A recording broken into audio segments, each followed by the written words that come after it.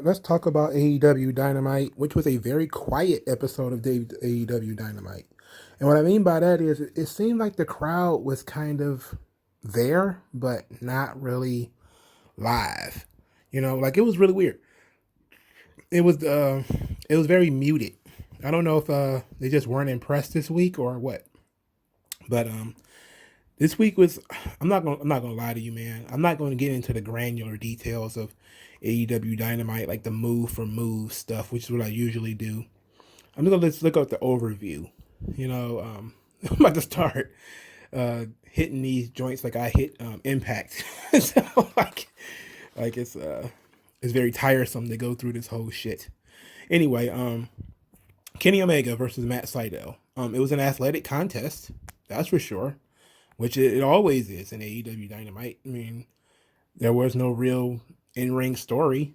Kenny Omega just kept spamming knee strikes. That's 90% of his offense. If we're being honest, he takes unnecessary amounts of damage and he throws knee strikes a lot. It was fine. There was nothing offensive. There was nothing out of whack about it. There's nothing to complain about, really. There might be some small botches or some weird pieces of the match or something like that, but nothing that jumped out at me as being particularly that made me particularly crabby. What did make me crabby, of course, was John Silver trying to prove that he's ready to, I think it was Alex Marvez. He's backstage and he's flexing, talking about Johnny Hungee. I'm like, what the oh, come on, bro. For the Dark Order, they back there doing trust. They're back there doing coffin drops, trust falls.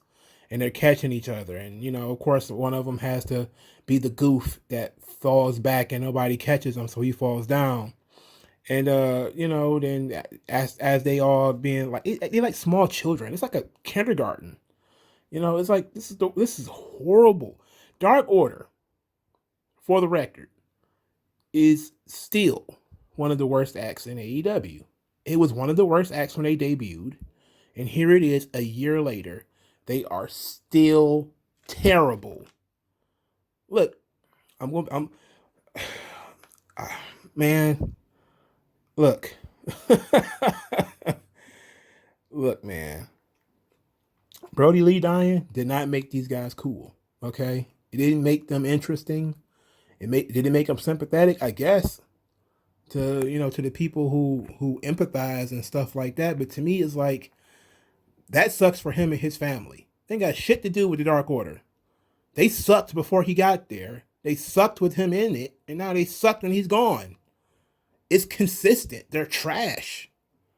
Okay, why are we? But we can't get rid of them now. It's like bed bugs. Once you got them, you can't get rid of them. They just seem to multiply. There's more of them every day. The second match was Hangman Page versus Cesar Bonini. Whatever. Cesar Bonini is whatever. I did see the clip of him and Luchasaurus being completely lost in the ring and not knowing which way whether they was coming or going, whether they were zigging or zagging. And then after people started making a big deal out of it, AEW went back and edited the video. Yes, sirree. They went back and edited the match after it aired because they saw people making fun of it. I'm pretty sure it's not the first time they've done that, but I saw that. Anyway, after the match, it was obviously a Hangman Page one because Cesar Bonini is a job guy who looks like the Sandwich King from the sandwich commercial. We see that Hangman Page was drinking Paige Weisers. Man, Jesus.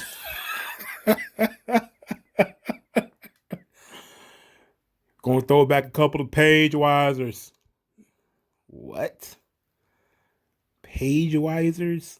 Look, I get why you do it, right? You don't want to give away free advertising. But why do we have to go the same route with the Steve Weisers? Why do we have to do the same thing? Why couldn't you find something cooler? What is a more modern beer? Like Pagekins, or no, you can't do Heineken. What can you do? Can you do Michelob? Can you do Page 45? You throwing back a couple of Hangman 45s, or how about What is the other ones? The new shits I'm seeing now. They call it Nutty Beer, Natty Beer, Paige beers, Hangman beers. No, what we can do? Hangman lights. Throw back some Hangman lights. Some Paige lights. No, Adam lights. No.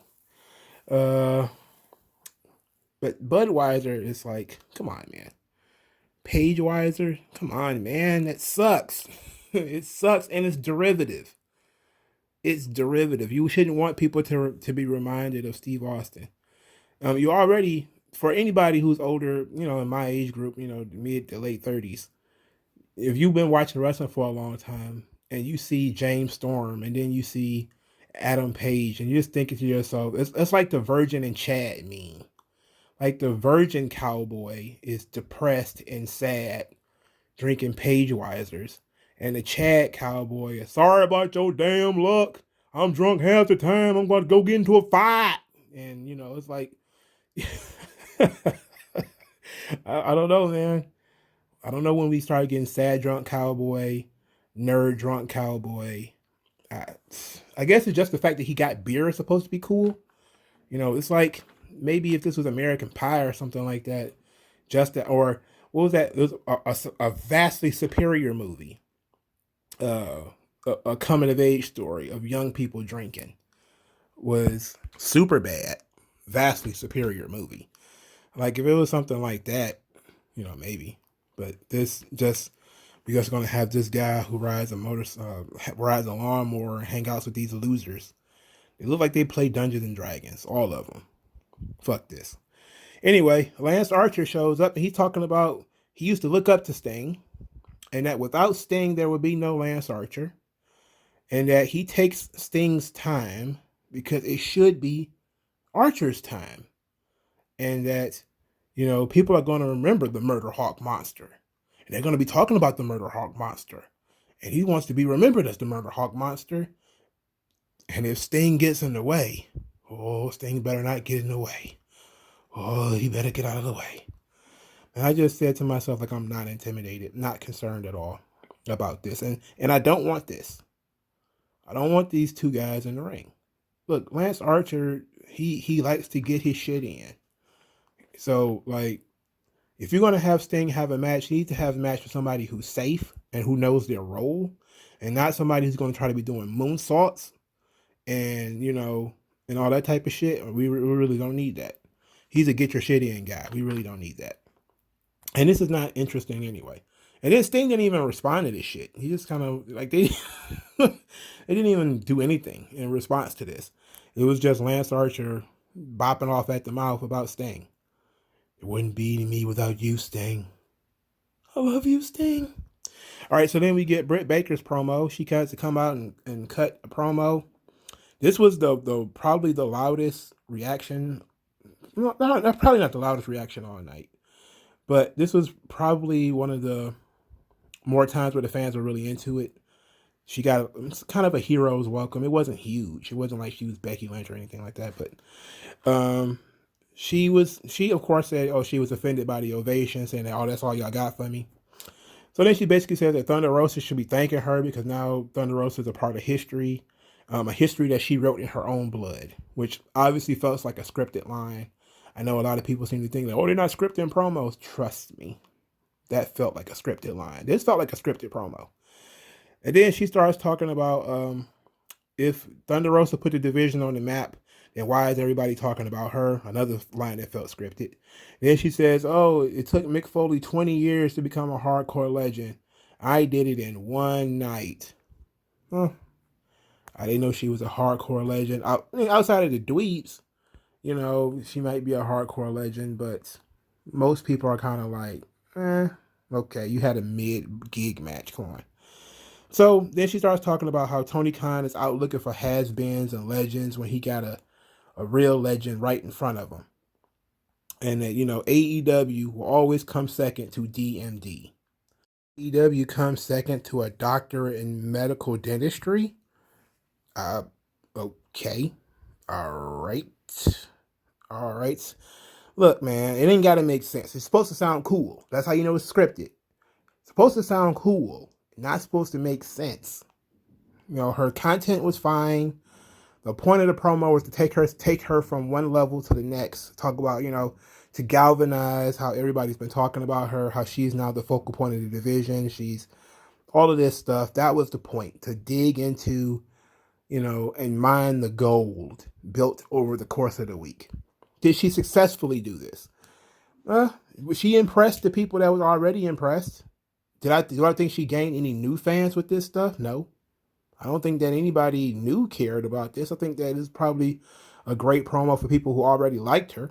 I think if you didn't like her, you were probably kind of like, it was okay.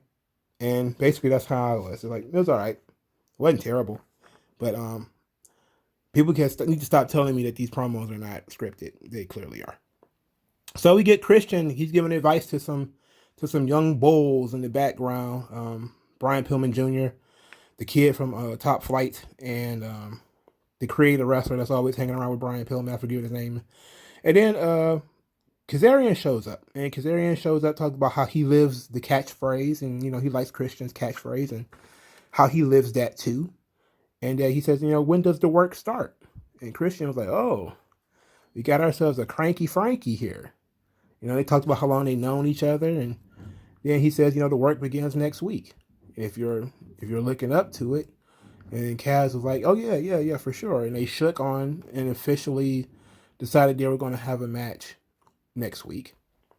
Kazarian suggested in a vaguely, mentioned in WWE way that, Christian should watch Kaz's match on Elevation because you've been out of the ring for 7 years. I haven't. And I was like, okay. The first opponent for Christian will be Frankie Kazarian. I'm okay with that. He's going to be in the ring with another veteran, somebody who's safe, somebody who knows their shit. Frankie still kind of got it. Last time I saw Frankie wrestle in a singles match, it was not bad. So I think it's a good choice for an opponent. I think this might be not bad. It's somebody I would have picked. Somebody Christian is already comfortable with. And Impact, of course, jumped on this and posted up the video of Christian wrestling Kazarian on TV or some shit. They always do that. They did that when it was announced that Lashley was gonna fight McIntyre. Here comes Impact to throw something online. Very slick marketing. Very slick marketing indeed. To get people to watch it. Like, hey, this is where they came from. Ring of Honor does it too. By the way, I think Ring of Honor did it when it might have been a Samoa Joe Daniel Bryan match or something like that. It might have been Samoa Joe versus somebody, or was it somebody else? I forget who it was, but when WWE was building up some big match, Ring of Honor, was like, oh yeah, we had this match in 2013 or 2010 or something like that, and they throw it up. It's shark marketing, but oh well, it's cool, whatever. So the next match, the Pinnacle versus Griff Garrison, Brian Pillman Jr., and Dante Martin. The Pinnacle representatives will be FTR and Shawn Spears. So you know how enthused I was to see Shawn Spears wrestling a match, and the guy he's got to be in the ring to eat pins, and he actually won this match. Embarrassing. This match was too long. They didn't even. You don't establish here's the thing, man. The art of the squash match. You get in and you get somebody over. Okay? I know everybody wants to be, and Randy Orton talked about this, where you have this, you want to give the young guys something. You want to help them along in their development. We were trying to make new stars. It's like you can't make new stars if you're not a star. You have to become a star before you can make other stars. You have to be a star first. People have to be excited to see you, paying to see your shit before you can go out and try to make anybody else a star. These guys, FTR and Shawn Spears, they're floundering. Okay? This Pinnacle thing is an attempt to save them.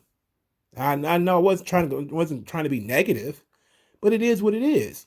This is an attempt to try to save the investment in these guys because they're not worthless, but they have nothing else. The FTR came in to basically wrestle the Young Bucks, and that was pretty much it. Once they did that, they haven't done anything since.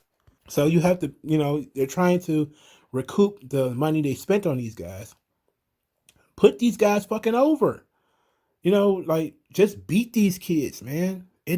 Look, they can wrestle 50-50 on Elevation with somebody, or AEW Dark, or AEW Explosion, or whatever the fuck else show you want to create. They can go 50-50 there. In here, especially since we got these guys and we're trying to put them over, beat these fucking kids.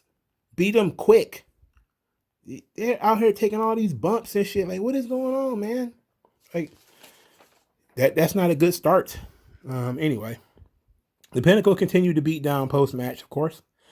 Then Shivani comes in the ring. And they start talking about, to do a promo with the Pinnacle. And Cash Wheeler grabs the microphone, talking about the Pinnacle is not a group. The Pinnacle is not a faction. The Pinnacle is a family. I would die for each one of these men. And I just sat there and I said, how fucking cliche is this? Every faction says they're a family. Every faction says they're a family. Every faction says they're a family. This is not just something that was created in a booking office. We're really friends. We really hang out. We're a family. Don't you agree that we're a family, guys? I just started hanging out with last week. What the fuck? Now, Dax being family, okay, I can believe that. But what about Sean Spears? Maybe we need to do the dating game. Ask that nigga what's Sean Spears' favorite color. What's his favorite song? Does he like sprinkles or chocolate syrup on his ice cream? Like you have never been seen on camera with this guy. Like, how are you friends with? How are you willing to die for this guy? What in the world? Why are we going so far? Why can't we just say, like, this is an elite group of finely tuned athletes? Even though that's very generic as well. But at least it's not the corny ass, we're a family.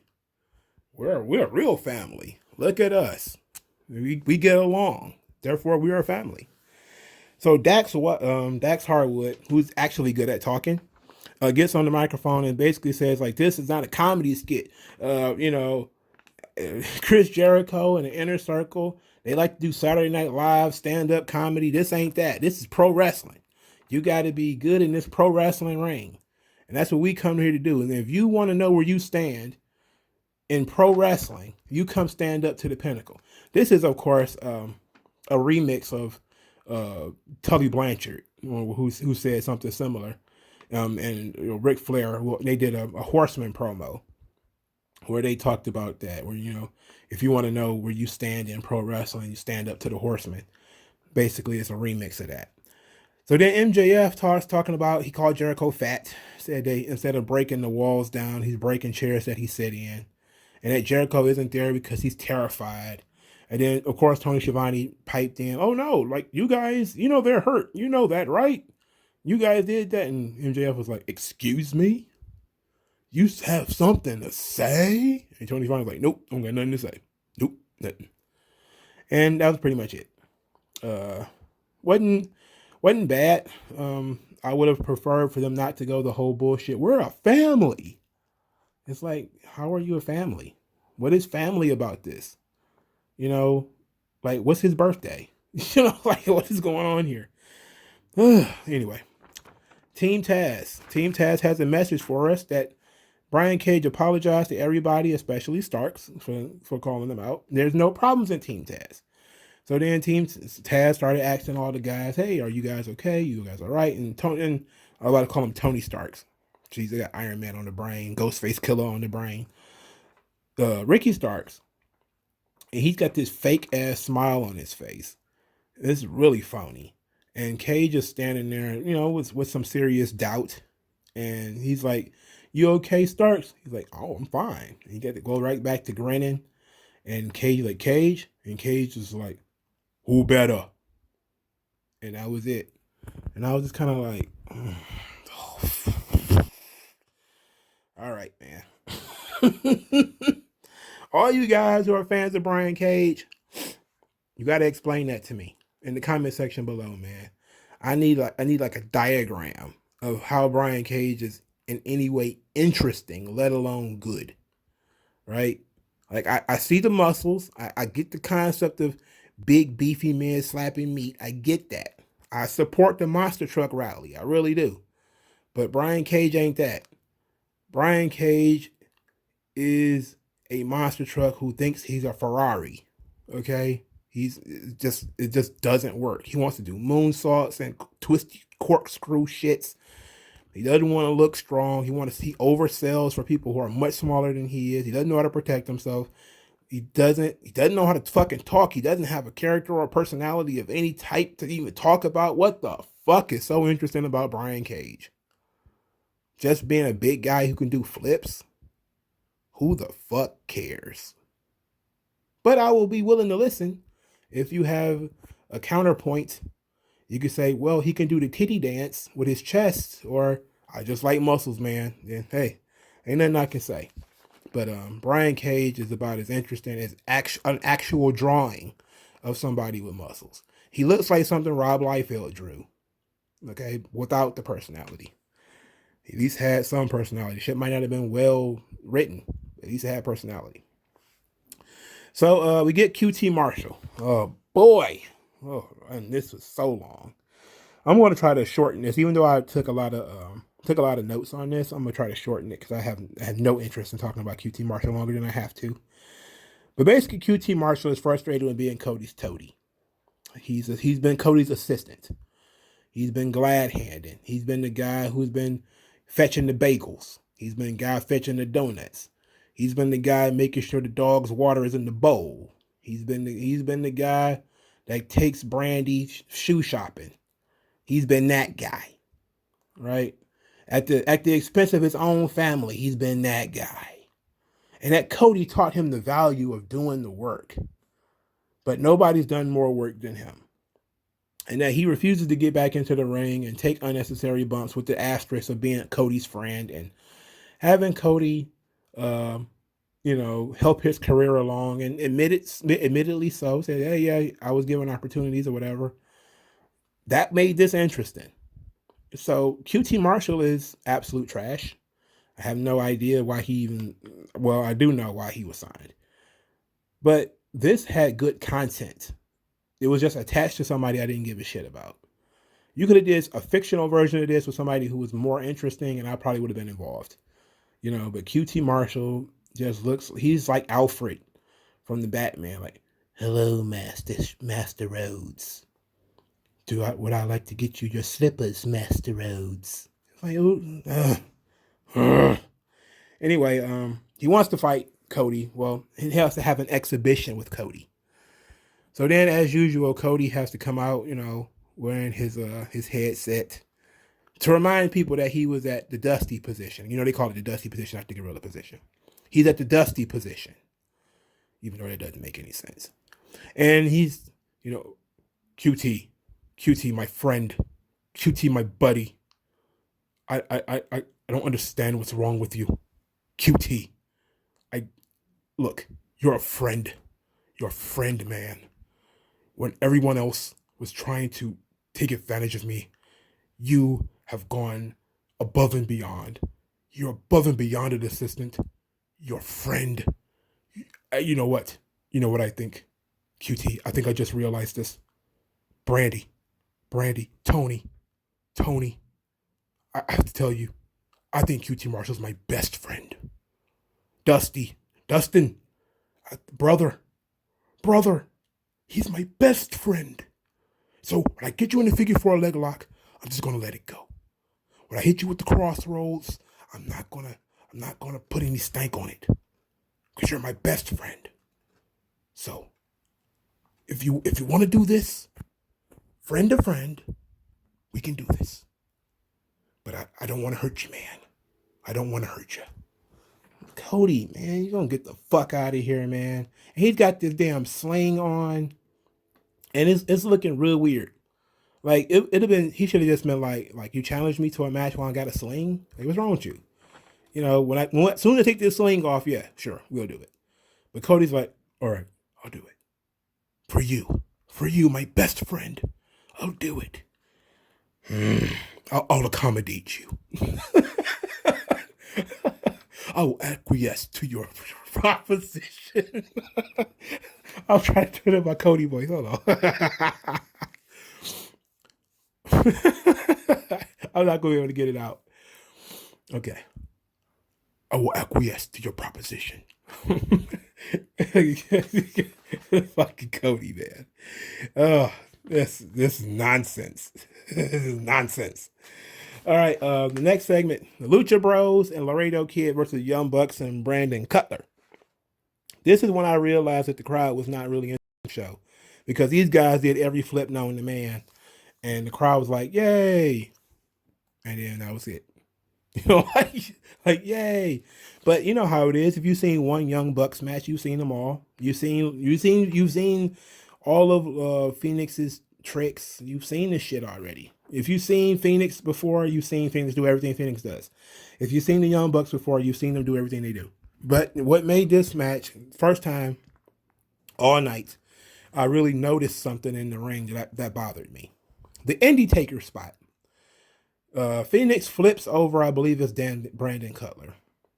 He basically just gives himself to Brandon Cutler, like, flip me over, bro, and ends up in the Indie Taker.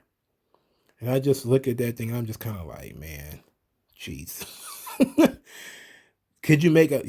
I mean, we've seen the Young Bucks do spots that are obviously, pre-prepared. And this is one of those things where you just kind of look and you're like, there ain't no way that you got into this situation in any way natural. There's no way you got into that situation naturally. It was stupid. So Laredo Kid actually pins Brandon Cutler with a Spanish fly. It was all athletic masturbation when this guy's jumping all over the place. There was no story to tell. There wasn't nothing interesting going on. Just moves. Young Bucks. So after the match, Kenny Omega jumped the Laredo Kid and stomped him and hit him with the microphone. And I didn't understand what the hell was going on or why he would do such a thing. Such a dastardly heel act. I had no idea why he would do such a thing. And Omega was going on and on about how he remembers Fyter Fest. He remembers Laredo Kid from Fyter Fest. And so he's kicking him, talking about Fyter Fest. And I'm like, okay, what is going on here? So then Omega turns to the Young Bucks and he starts talking about their 12-year friendship. And he says, 3 years ago, I had options. I could have stayed.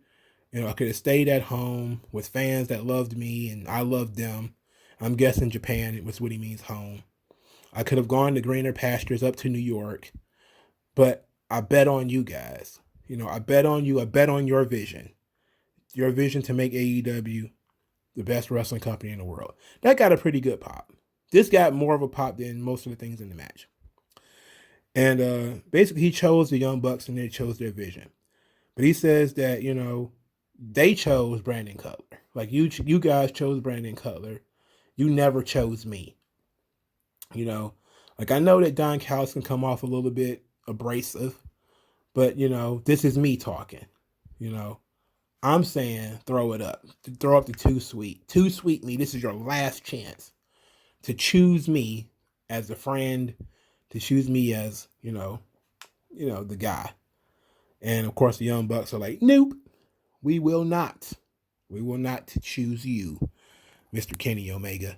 And they turned around and walked away with their head held high, full of dignity. And I'm about to surprise some people. I didn't mind this promo, right? Didn't mind this promo because it felt real. He actually had something real to say. He did have options to go to other places, to stay in Japan, to go to WWE. To go somewhere else, could have already been an Impact, I guess. And he did specifically choose to go to AEW. Some people say that he wasn't an integral part of AEW at first because there was no guarantee that he was even coming. So that's part of the AEW lore. Is some people believe there would be no AEW without Kenny Omega because you need to have a central star. And, I think Jericho had actually committed before Omega did. But, there's this idea that Omega wasn't there could be possibly an AEW without Kenny Omega, which to me is not likely. So I don't, but I can suspend disbelief that the AEW thing was the Young Bucks idea, or it was something that they championed, something they believed in more than anybody else, because everybody else already had options. Cody could have always gone back to WWE. Omega could have went there. Jericho could have always went back. The Young Bucks, especially if they wanted to centralize tag team wrestling for tag team wrestling to be important, there was no other options, right? They had to start and do their own thing. I can create that headcanon because, okay, it makes sense. It's a little emotional. It's a little too. He's a sissy slap fight guy, okay? So we have to deal with different. Have to play with the cards we're dealt. This is it's about loyalty. I think a more masculine guy would have said that. Like, I showed some loyalty to you guys. I showed loyalty to you guys in your vision. I passed up the big money. I could be making more money now more money now working somewhere else, but I'm here because you guys wanted me here. You guys needed me to be here. I was loyal to you guys. You guys should be loyal to me.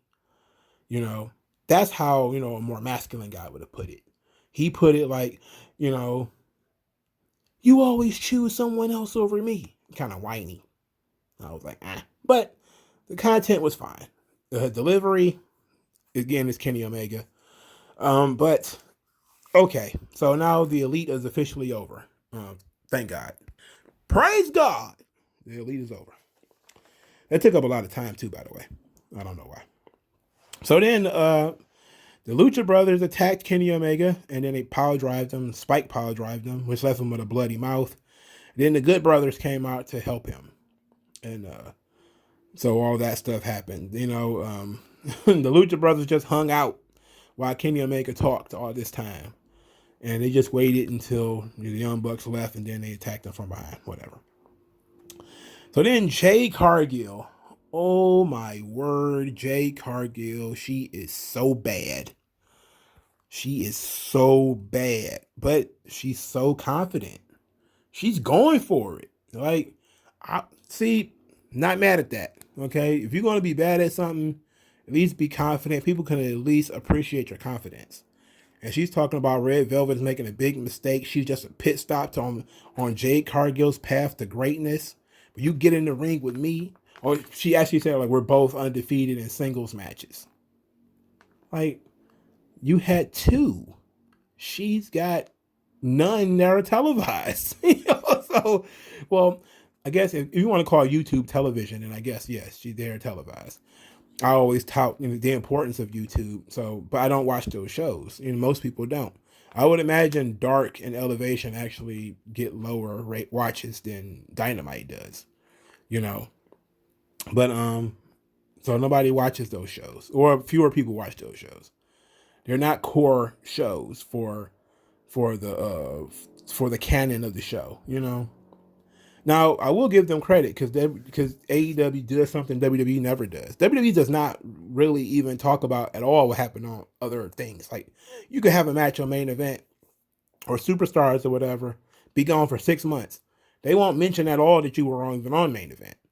They act like shows that they produce don't happen. Like, they don't talk about shit that happens on 205 Live. They don't promote it. They're just kind of like, whatever. It's out there if you want it, but we're not going to promote it. We're not going to talk about it. At least AEW talks about it. At least AEW gives you the option and says, hey, this is what we're going to be doing on this show. You should probably go and look at it. WWE doesn't even promote matches for main event. It's just like random shit happening every week. So I give AEW some credit on that. But nobody cares about Jade Cargill versus Red Velvet. Because nobody knows that Red Velvet is a threat or not. She's not. Okay, we know that she's not a threat. You haven't built her up. You're just giving Jade Cargill another safe win. So then we get Cody and Brandy are going to have a reality show similar to Miz and Mrs., similar to Daniel Bryan and the Bella Twins. They're going to have a reality show. Man, let me tell you something. The reality show has been an absolute disaster for the wrestling business.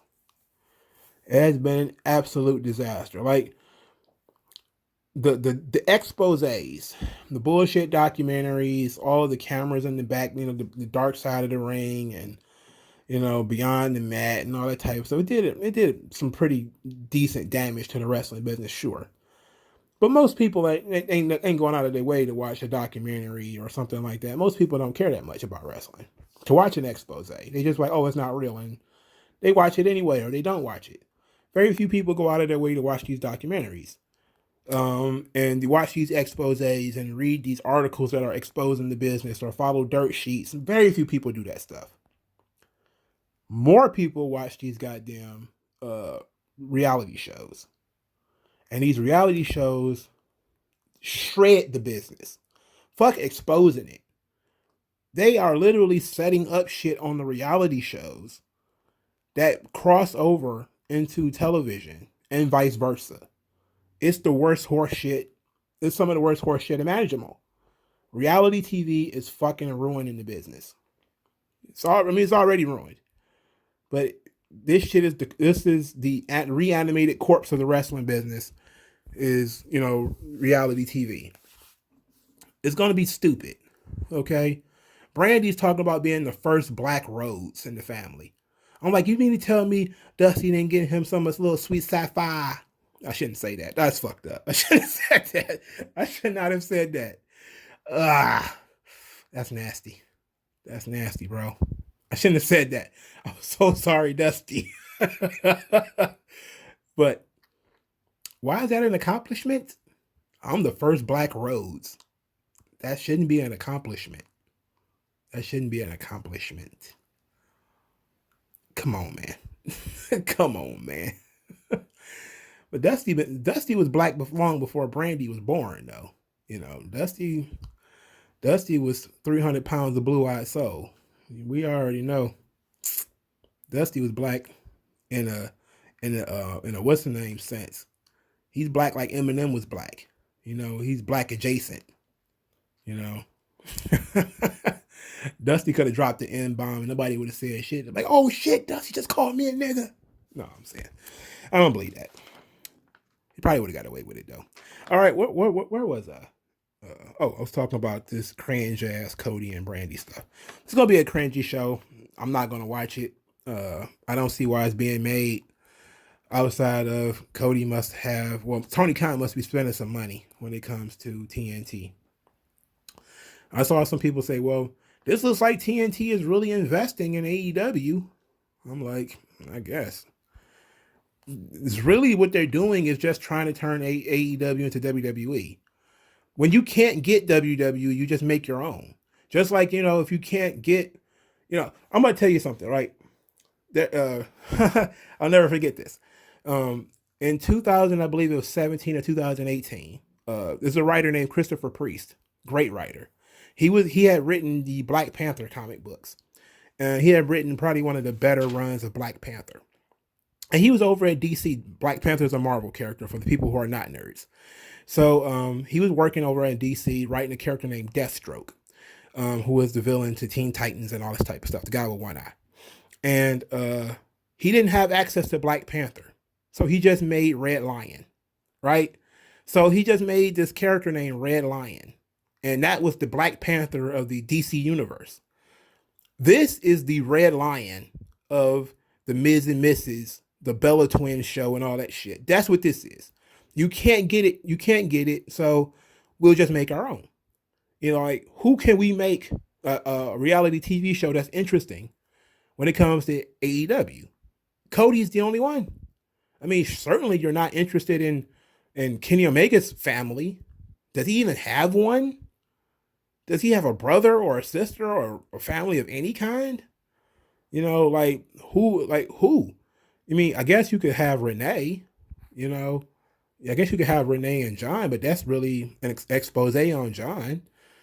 So it had to be Cody, So that's what this is. This is just, hey, how much WWE does this? We need to do this. They have their guys host game shows, because John Cena's, hosting Wipeout. There was years of Hogan doing American Gladiators and all types of other stuff. The Miz was doing stuff. Now, Cody is The Miz and he's Triple H at the same time. The Miz got The Miz goes and does a game show. Cody has to go and do a game show. Miz got a goddamn reality TV show. Cody had to go get a reality TV show. Next thing you know, Brandy is going to start speaking French. Okay, that's how bad it's going to get when it comes to this shit. I don't care. I just think it's ridiculous. Like that's the crazy thing. I'm not mad at it. I just think it's ridiculous. Nobody gives a shit about the Rhodes family. Everybody like Dusty. People barely like fucking Cody. Okay, so we move on to Eddie Kingston and Jon Moxley.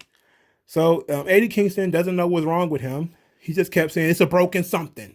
It's something that's in my leg and it's broken. This thing they call a leg. I think it's called a leg. Is it called a leg, John? Isn't it called a leg, John? It's broken, John. And, Moxley was like, yeah, whatever. And they called the Good Brothers, they called the t-shirts tacky and said that, they want to take them out. And then Jon Moxley was like, you think you got to get enough blood under your fingernails like we do, huh? And then he say he don't know the Young Bucks, don't like them, but he owes them, and he don't like owing people. So I guess he's going to handle the Young Bucks problem. But they're after the Good Brothers. So that ought to be fun. Ought to be 4 grown men doing grown men shit.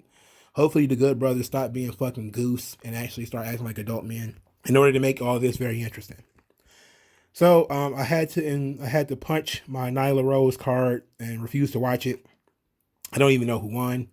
Because I fast forwarded and I didn't stop fast forwarding it until I saw Hikaru Shida come out with a kendo stick. And I was like, what on earth? Why does she have a kendo stick? And then I'd see Nyla Rose beating up Tay Conti. I'm guessing she must have beat her and then continued to beat down after the match.